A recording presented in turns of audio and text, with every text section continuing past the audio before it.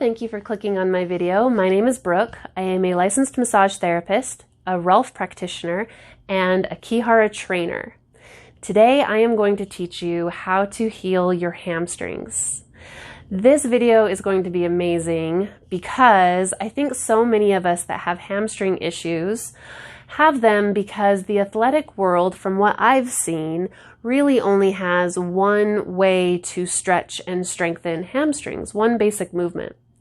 The problem with this is we do have 3 separate hamstrings that do individual things, and each one needs to be moved individually in order to experience healing and balance. So that's what I'm going to show you how to do today.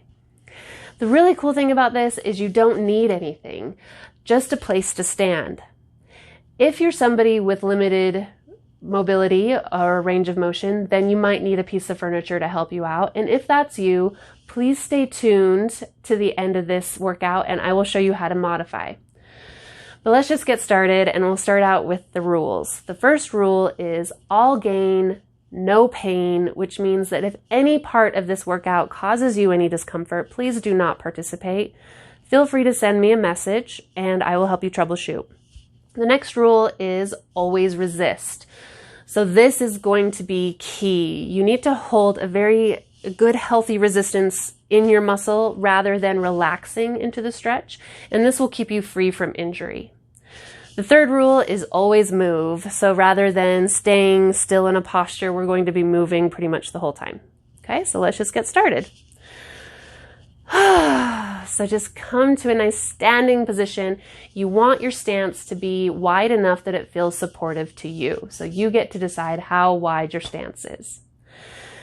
Look down at your feet and point your toes. Adjust your feet so that your toes are pointing straight ahead and that they are right next to each other, that one foot is not too far in front of the other. So make those little adjustments. And then I want you to call attention to the ball of the big toe and kind of plant the ball of the big toe into the earth on each side. Once you've done that, call to the ball of the little toe and plant that one into the earth, as if you're just like driving stakes into the earth with your feet. Then the center of your heel. Find the center of your heel, make any little adjustments as necessary, and plant the center of your heel into the earth. Check in with the ball of the little toe, ball of the big toe. Once you have all of those points of your feet rooted and planted into the earth, the next thing you're going to do is engage your glute muscles. So tighten up your glute muscles because this is going to keep that healthy resistance in your hamstrings like we were talking about before. So glutes stay contracted or engaged the whole time. Once you have that, take a good healing breath, and then you're going to start to forward fold. The whole time you're forward folding, I want you to keep a nice juicy bend in your knee. Do not lock your knee. You can bend your knee as much as you want, but you cannot keep it hyperextended, okay? So start to forward fold. You're going to allow your tailbone to try to find the ceiling, and the top of your head is going to try to find the floor. Keep your glutes engaged. Forward folding, hinging from the hips. Let your belly sink up into the lumbar spine to help support that curvature of your spine. Glutes are engaged. You're just slowly forward bending. Allow the knees to bend as needed. Once your hands find the floor, check in with your glutes. Engage them a little more if you need to or can. Then let your head dangle from your spine, so your crown is looking at the floor, and then lift your tailbone ever so slightly, engage your glutes a little more, and allow your spine to dangle off your hips. You're going to feel an amazing, traction or decompression of your spine. Okay, so now that you have that, just start to slowly sit down in an imaginary chair behind you. I'm going to turn to the side so that you can see what this looks like if you need to. So you're going to start to squat or sit down in an imaginary chair. Your hamstrings are going to start to become parallel with the floor. but don't feel like you need to go down very far, just as far as you feel is comfortable for you specifically. And then once you're there, you're going to start to stand back up again. Your tailbone is going to try to find the ceiling. Your head is going to hang down towards the floor. You're going to get that traction or decompression again. And then once you feel that, then just sit back down. And then press your feet into the floor to stand you back up. Your feet are pressing your butt back up to the ceiling, but your butt is still engaged and it's kind of slowing down. So now as you start to sit back down again, it's like your feet are kind of slowing you down, keeping you from falling, and your glutes are really trying to find that chair, and your feet are resisting that motion. So now as you stand back up, your feet are going to press your butt back up to the ceiling, but your butt kind of wants to be in that chair. So there's that two-way resistance going on. And that's where you're going to keep that resistance in your hamstrings so that you don't overstretch your hamstring. Let your spine dangle a little more. Let your head dangle a little more. Do this as many times as you want. I like to do things in 3s or 4s. So I'll just do one more. Press your feet away, press your feet into the earth. That sends your tailbone back up to the ceiling, but your tailbone and your butt is kind of heavy. It wants to sit in that chair, so that's where you feel that resistance. Once you've done as many reps as you want to do, use your glutes to stand back up. So it's kind of like your glutes are grabbing onto your lower back and pulling you back up to a standing position. Oh, and then come back to gravity. Make sure you don't feel too dizzy or anything. And march it out, and then get ready to do the second hamstring, which is your medial hamstring. So you're going to feel this stretch right there in the center of your leg, right behind the groin and the adductors. So to do that, you want to turn your toes out, kind of like a ballerina plie position, just as comfortable as it is for you. Don't feel like you have to be, super parallel. Your feet can be in just like a V or a Y shape. Check in with your knees and make sure your knees are pointing over the middle of your foot, like the second or third toe. And then with this, you're only going to plant the big toe, the ball of the big toe, and the second toe into the earth, and then the inside edge of the heel rather than the center of the heel. So find those 3 focal points: second toe, big toe, ball of the big toe, and inside edge of the heel. Once you have that, contract your glutes, and you're going to feel this engagement more around your tailbone. And that's how you know you've got the right engagement. Then you just start to forward fold. Remember to keep a healthy bend in the knees. Forward fold, tailbone tries to find the ceiling, crown of your head tries to find the floor, knees bend as much as you need them. Keep hinging until you find the floor with your hands. And once you're there, let your belly button kind of fall up into your lumbar spine. This helps protect your lumbar spine. And then you're just going to want to sit down. So engage your glutes. Make sure your glutes are still engaged. You're trying to find that chair, but your feet are slowing you down. Your feet are trying to keep you standing up, but your butt is trying to find that chair. Once you're down as far as you want to go, then your feet win. Your feet push you away. Your butt kind of slows you down because it feels heavy. And it wants to be in the chair, but your feet are winning this time. Let your spine dangle off your hips. Let your head dangle off your spine. And just notice how different this feels from the first time. You're getting an entirely new fiber in your hamstrings. You're going to feel this all the way down to your calves. If you're tight in your calves or your Achilles tendons, you're going to feel it all the way down. So sitting down in that chair, I'm going to turn to the side so you can kind of see what that looks like. Sitting down in that chair, your feet are slowing you down, supportive. You're rooting down into the big toe, second toe, inside edge of the heel. Press away, let your head and, ooh, I'm getting a good workout burn here. This feels so good. Do 3 or 4 of these, and then when you're ready,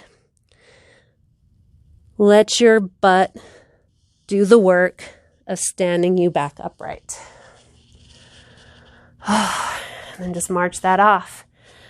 So the very center of your leg is nice and warm. The inside back of your leg is nice and warm. And you might feel a kind of cold feeling on the lateral edge or the outside edge.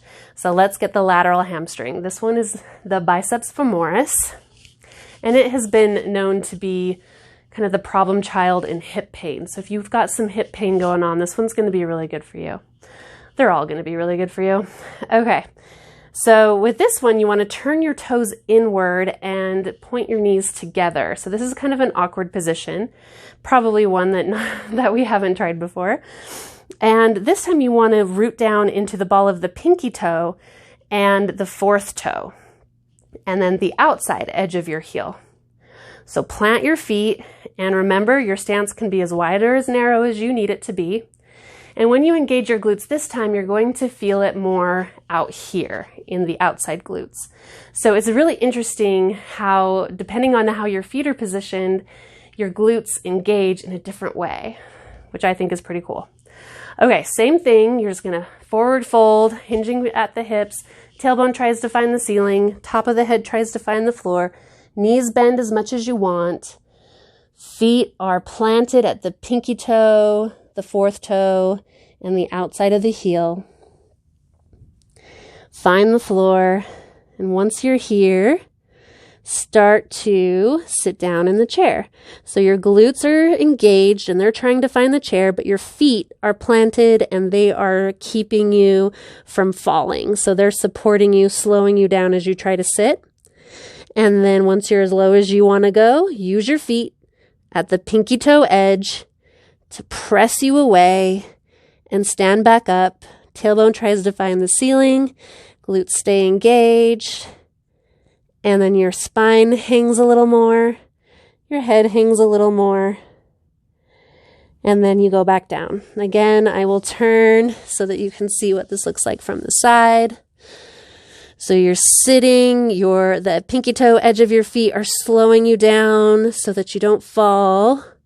And then once you're as far as you want to go, root down into the pinky toe edge of your foot and stand your glutes back up. But your butt's kind of heavy. So it's like your feet are kind of working to lift that butt up into the air. Point your tailbone towards the ceiling as much as it will go. Your belly button sinks up into your lumbar spine. Your spine dangles from your hips. Your head dangles from your spine. This one is so good. It's a hamstring that we just don't get stretched very often and needs it so much. You can do little tiny sit downs and push ups. You can do a big squat like this if that feels good to you. Whatever feels good in your system. And then once you're ready to stand upright, your glutes are engaging and they're pulling and clawing you back up to a standing position. Oh, and now the backs of your legs are nice and warm and they feel so good. So that's it. That's how you stretch your hamstrings properly, all the while strengthening them, coordinating them, and treating them like individuals. Okay, so if you're somebody who can't do a complete forward fold, or don't want to, you can definitely utilize a piece of furniture and just do a half fold. And I will show you how to do that. So one thing you could do is just get a pair of yoga blocks or an ottoman that's kind of low if you just want to raise the floor up a little bit. The cool thing about yoga blocks is they can be tall or kind of short. So 1, 2, or 3.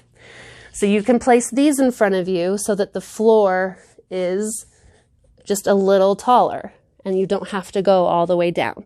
You can adjust it over time to however high you want them to be.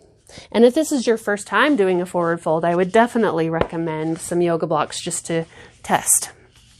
Otherwise, you can also utilize a piece of furniture like a kitchen chair or a couch, the back of your couch, something like that, and use the back of the tallest part as kind of a plie bar, or you could adjust it so it's a little lower. So if this is you and you want to do more of a half bend rather than a complete forward fold, the feet positions stay the same to stretch the center hamstring. Toes are going to be forward, engage the glutes, but instead of having your tailbone find the ceiling, your tailbone is just going to find the back wall. So knees bend, don't lock the knees. Place your hands on the piece of furniture and just forward fold. So your tailbone is probably looking up at the ceiling just a little bit, however much is comfortable. Head is going to just dangle and drop wherever you feel it comfortable to be. You can even rest your head here if that feels good. But try to create a little bit of traction in your spine to get rid of that decompression that gravity calls on every day. And then use your glutes to stand back up. And you can still do I'm going to sit down and stand up, sit down, stand up, whatever kind of workout you want to do that's good for you. You can even do a forward fold or get down in the lowest position and then just stand up and then just do that over and over instead of the squatting. So lots of variations you can do with this. And if I haven't gone over one, or if this exercise still doesn't work for you, I would love to hear from you so that I can come up with new ways of stretching and strengthening that's good for everybody. Thank you so much for joining me. I hope this was useful. Please let me know